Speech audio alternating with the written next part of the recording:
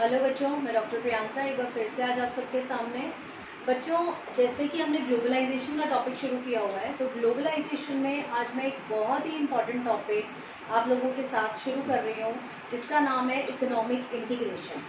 Economic integration अपने आप में एक बहुत ज़्यादा इम्पॉर्टेंट क्वेश्चन है। अभी तक में मैंने जितने भी क्वेश्चन कराए हैं उन सब में सबसे इम्पॉर्टेंट और सबसे डिफ़िकल्ट टॉपिक भी माना जाता है इकोनॉमिक इंटीग्रेशन को, क्योंकि इसमें ऐसी बहुत सारी चीज़ें हैं जिनके बारे में आपने शायद पहले कभी सुना भी नहीं होगा। तो इकोनॉमिक इंटीग्रेशन का टॉपिक आज हम शुरू करेंगे। थोड़ा सा लंबा टॉपिक है। इकोनॉमिक इंटीग्रेशन को हम हिंदी में आर्थिक एकीकरण भी बोलते हैं, आर्थिक एकीकरण। और ये आपके पेपर में अक्सर हर साल देखा जाता है क्वेश्चन, इकोनॉमिक इंटीग्रेशन का लॉन्ग क्वेश्चन। तो बात करते हैं आपका इकोनॉमिक इंटीग्रेशन, जो अपने आप में बहुत ही इंपॉर्टेंट कॉन्सेप्ट है पढ़ने के लिए, काफ़ी लंबा टॉपिक भी है। एक बार ना समझ आए दो बार देखिए, दो बार ना समझ आए तीन बार देखिए, वीडियो बार बार देखेंगे तो आपको समझ में आएगी चीज़ें। तो एक बार देख के पैनिक होने की ज़रूरत नहीं है। Let's start with the topic economic integration. Economic integration है क्या, पहले इसको बड़े प्यार से समझते हैं कि इकोनॉमिक इंटीग्रेशन होता क्या है। इकोनॉमिक इंटीग्रेशन कोई बहुत बड़ी चीज़ नहीं है, ये एक अग्रीमेंट है। ये एक एग्रीमेंट होता है दो या दो से ज़्यादा कंट्रीज़ के बीच में आपस में, जब कुछ कंट्रीज़ मिलके एक अग्रीमेंट तैयार कर लेती हैं आपस में कि हम लोग आपस में इन शर्तों पर ट्रेड करेंगे। कहने का मतलब ये, जब दो या दो से ज़्यादा कंट्रीज आपस में एक ब्लॉक बना लेती हैं और ब्लॉक बनाकर उनके कुछ नियम डिसाइड हो जाते हैं कि हम लोग इन टर्म्स पे ट्रेड करेंगे या हम बिल्कुल आपस में ट्रेड के टर्म्स लूज कर देंगे या कुछ स्ट्रिक्टनेस रखेंगे, तो उस अग्रीमेंट के अंदर आ जाना एक इकोनॉमिक इंटीग्रेशन कहलाता है। तो इकोनॉमिक इंटीग्रेशन किया क्यों जाता है ये बताती हूँ आपको कि इकोनॉमिक इंटीग्रेशन करने के पीछे रीज़न क्या है। देखिए, कुछ कंट्रीज आपस में जब बहुत ज़्यादा ट्रेड करती हैं, और देखिए आपको पता होगा कि हर कंट्री के ऊपर कुछ ना कुछ ट्रेड बैरियर्स होते हैं और हर कंट्री के अपने रूल्स एंड रेगुलेशंस होते हैं। जब हम ट्रेड करते हैं किसी के साथ, जब हम व्यापार करते हैं किसी के साथ, तो उस पर काफ़ी सारे taxes, tariff and non tariff barriers दोनों ही लगाए जाते हैं।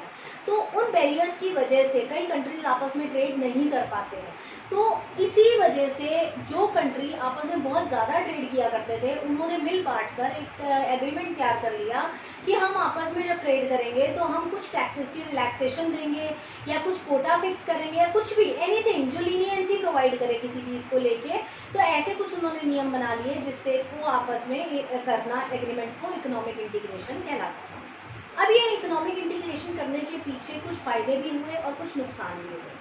देखिए क्या फ़ायदे हुए, पढ़ते हैं इसके फ़ायदों के बारे में। सबसे पहला फ़ायदा जो था कंट्रीज़ को जो हुआ वो हुआ वाइडर सिलेक्शन का। जो भी कंट्रीज आपस में एक दूसरे के साथ अग्रीमेंट में इन्वॉल्व हुई, उन लोगों को आपस में जब ट्रेड करते थे तो उनका सिलेक्शन काफ़ी वाइडर हो गया, उनका स्कोप काफ़ी बड़ा हुआ। क्योंकि सपोज जैसे इंडिया, फ्रांस, चाइना, जापान, ये चार कंट्री ने मिलकर, मैं एक एग्जांपल दे रही हूँ, एक ब्लॉक बना लिया और इन्होंने अपने टैरिफ जो है वो फ्री कर दिए एक दूसरे के लिए। चारों ने आपस के टैक्सेस जो है माफ़ कर दिए। अब ये चारों फ्री ट्रेड कर रहे हैं, बिना किसी टैक्सेस के ट्रेड कर रहे हैं। तो अब आपके पास ऑप्शन ज़्यादा है, आपका सिलेक्शन ज़्यादा है, क्योंकि आपके पास कोई चार्ज नहीं है। तो चार्ज नहीं होगा तो आप फ्री ऑफ कॉस्ट आराम से इधर उधर ट्रेड कर सकते हैं। तो सिलेक्शन का ऑप्शन आपके पास क्या हो गया, वाइड हो गया। उसके बाद सेकंड जो इसका बेनिफिट होता है वो होता है lower cost of production. Definitely मैंने यहाँ पर ये भी मेंशन किया है कि ये गुड्स एंड सर्विसेज का फ्री फ्लो होता है, तो इसमें फैक्टर ऑफ प्रोडक्शन भी आ जाते हैं। आप सब फैक्टर ऑफ प्रोडक्शन के बारे में जानते होंगे, जो बच्चे नहीं जानते उनको बता दूं कि फैक्टर ऑफ प्रोडक्शन वो फैक्टर्स होते हैं जो प्रोडक्शन करने में इस्तेमाल होते हैं, जैसे land, labour, capital and entrepreneur. ये चारों मिला के फैक्टर ऑफ प्रोडक्शन बनते हैं। तो फैक्टर ऑफ प्रोडक्शन एक दूसरी कंट्री से भी इंपोर्ट एक्सपोर्ट किए जा सकते थे, और जो गुड आपकी कंट्री में महंगा है वो आप दूसरी कंट्री से मंगा सकते हो, और जो सर्विसेज आपके देश में महंगी या आपको ऐसा लगता है कि अवेलेबल नहीं है वो आप दूसरी कंट्री से बुला सकते हो। तो इस तरीके से कॉस्ट ऑफ प्रोडक्शन भी उनको काफ़ी ज़्यादा लो हो गई। तीसरा, टैक्सेस का बर्डन कम हो गया। पहले इंपोर्ट एक्सपोर्ट करने से पहले 25 बार सोचना पड़ता था कंट्रीज़ को, क्योंकि बहुत सारे टैक्सेस लग जाते थे उनके ऊपर। तो अब जब टैक्सेस का बर्डन कम हो गया तो वो फ्री आराम से अपना कोई भी चीज़ इंपोर्ट एक्सपोर्ट कर सकते हैं। तो इस वजह से ये इसके कुछ बेनिफिट्स हुए। अब बात करते हैं इसके डिसएडवांटेजेस की। What are disadvantages of economic integration. जो आपका आर्थिक एकीकरण है उसके नुकसान क्या हुए। उसका सबसे बड़ा नुकसान तो यही है कि ट्रेडिंग ब्लॉक्स क्रिएट हो गए। ट्रेडिंग ब्लॉक्स क्रिएट ट्रेड करना एक तरीके से ऐसा हो गया कि 4 कंट्री ने मिलकर एक ग्रुप बना लिया, तो वो लोग अपने आप में ही ट्रेड कर रहे हैं, उनको दूसरी कंट्री के साथ ट्रेड करने में ज़्यादा इंटरेस्ट नहीं लेंगे। क्यों नहीं लेंगे? क्योंकि वो चारों जब आपस में फ्री ऑफ कॉस्ट ट्रेड कर रही हैं तो उनको जब ऊपर की कॉस्ट ही नहीं देनी पड़ती तो वो आपस में ही करेंगे ना ट्रेड। वो ऐसी कंट्रीज के साथ क्यों ट्रेड करेंगे जो उनको कॉस्ट चार्ज करेगी? तो इस वजह से ट्रेडिंग ब्लॉक्स क्रिएट हो जाते हैं इसकी वजह से। दूसरा इसका डिसएडवांटेज है rise of monopoly. Monopoly create हो जाती है। ऑब्वियसली जब ट्रेडिंग ब्लॉक क्रिएट होंगे तो मोनोपोली तो बनेगी बनेगी, क्योंकि वो 4 कंट्रीज जो आपस में ब्लॉक बना के बैठे हैं वो अपनी मोनोपोली क्रिएट कर लेंगे। तो मोनोपोली क्रिएट करने की वजह से जो है वो डोमिनेंस कर सकते हैं पूरे वर्ल्ड मार्केट के अंदर। इसके बाद आपकी थर्ड डिसएडवांटेज है exploitation of non members. Exploitation of non members क्या होता है? एक्सप्लॉयटेशन ऑफ नॉन मेंबर्स मतलब इन्होंने जब ब्लॉक बना ली और मोनोपोली क्रिएट कर ली तो वो मेंबर जो इनके ब्लॉक के नहीं है वो क्या करते हैं, उनको एक्सप्लॉइट करते हैं। जो ये ब्लॉक वाले मेंबर्स हैं नॉन ब्लॉक मेंबर्स को एक्सप्लॉइट करना शुरू करेंगे, क्योंकि इनकी तो अपनी मोनोपोली है बट जो लोग इनके ग्रुप में नहीं है उन लोगों के साथ ये हाई टैक्सेस चार्ज करना शुरू कर देते हैं, तो जिसकी वजह से इनके नुकसान भी होते हैं। तो ये जो इकोनॉमिक इंटीग्रेशन है इसके अपने बेनिफिट्स और अपने डिसएडवांटेजेस भी हैं। अब इसके बाद आती है सबसे इम्पॉर्टेंट टॉपिक की बारी, जो इसके 6 एलिमेंट्स हैं। इकोनॉमिक इंटीग्रेशन के 6 मेजर एलिमेंट्स होते हैं कि किस किस तरीके से इकोनॉमिक इंटीग्रेशन किया जा सकता है। इसके 6 में से 3 मैंने अभी लिखे हैं इधर, 3 मैं इसके बाद बताऊंगी आपको। सबसे पहला है preferential trading area. What do you mean by preferential trading area? Preferential trading area का मतलब होता है जहां पर टैरिफ कम हो जाता है बट एलिमिनेट नहीं होता। ये आपस में जो कंट्रीज होती हैं ये एक ऐसा ग्रुप बना लेती हैं जिसमें एक दूसरे को थोड़ी सी हेल्प करती है टैरिफ को कम करके। मतलब सपोज अगर 4 कंट्री ने ब्लॉक बनाया हुआ है तो वो आपस में एक दूसरे को टैक्सेस कम कर देंगे, खत्म नहीं करेंगे, वो कम कर देंगे। और यहाँ पर प्रेफरेंशियल का मतलब यही है कि जैसे इंडिया चाइना को ज़्यादा प्रेफर कर रहा है अदर देन यूएस से, तो वो प्रेफरेंशियल ट्रेडिंग एरिया में आ गया कि वो यूएस से ले रहा है लोन टैक्सेस ज़्यादा और चाइना से ले रहा है कम, तो चाइना हमारे प्रेफरेंशियल ट्रेडिंग एरिया में आ गया। अभी तो फिलहाल चाइना बोलना बहुत गलत होगा बट मैंने आपको एक एग्जाम्पल दिया। तो इसका बहुत अच्छा एग्जांपल है जैसे यूरोपियन यूनियन और एसीपी स्टेट्स के बीच में ये रिलेशनशिप है प्रेफरेंशियल ट्रेडिंग एरिया का। एसीपी स्टेट्स मतलब अफ्रीका, कैरिबियन एंड पैसिफिक, ये तीनों ने मिलकर एक ग्रुप बनाया हुआ है। और यहाँ पर यूरोपियन यूनियन हम सब जानते हैं इसके बारे में, ये भी एक बहुत बड़ा ट्रेडिंग ब्लॉक है, तो 28 कंट्रीज का। तो ये दोनों आपस में मिलके प्रेफरेंशियल ट्रेडिंग एरिया शेयर करते हैं। इनके बीच में आपस में जो ट्रेड होता है वो प्रेफरेंशियल बेसिस पे होता है और ये एक दूसरे को टैरिफ कम लेते हैं, एक दूसरे को इम्पोर्ट एक्सपोर्ट कर। अगला जो हमारा एलिमेंट है वो है free trade area. Free trade area जैसे कि प्रेफरेंशियल ट्रेडिंग एरिया था, यहाँ फ्री है, तो नाम से ही आपको समझ आ गया होगा यहाँ पर टैरिफ जो है बिल्कुल एलिमिनेट कर दिया जाता है। यहाँ पर टैरिफ बिल्कुल भी नहीं है। फ्री ट्रेडिंग एरिया में they eliminate trade barriers but different policy with others. इसको कुछ ऐसे समझते हैं, 3 दोस्त हैं ABC, 3 दोस्त ने आपस में एक दूसरे के साथ चीज़ें एक्सचेंज कर करके यूज़ करने की डिसाइड की। बट अगर कोई चौथा दोस्त आ जाता है तो वो उसको किसी और टर्म्स पे उनके साथ डील करते हैं। तो ये वही कंट्री का यही सिस्टम है। यहाँ पर ABC मैंने 3 कंट्री ली है, इन्होंने मिलकर एक ट्रेडिंग ब्लॉक बना लिया और ये आपस में फ्री ट्रेड कर रहे हैं एक दूसरे के साथ। कोई किसी से कोई टैरिफ चार्ज नहीं कर रहा, कोई नॉन टैरिफ बैरियर नहीं है इनके बीच में, तीनों आपस में फ्री ट्रेड कर रहे हैं। बट अगर D कंट्री इनके साथ ट्रेड करना चाहती है तो तीनों के अपने अपने ट्रेड के सिस्टम होंगे, अपने अपने टैरिफ होंगे, अपने अपने नॉन टैरिफ बैरियर होंगे। A का D के साथ डील करने का तरीका अलग होगा, B का अलग होगा और C का अलग होगा।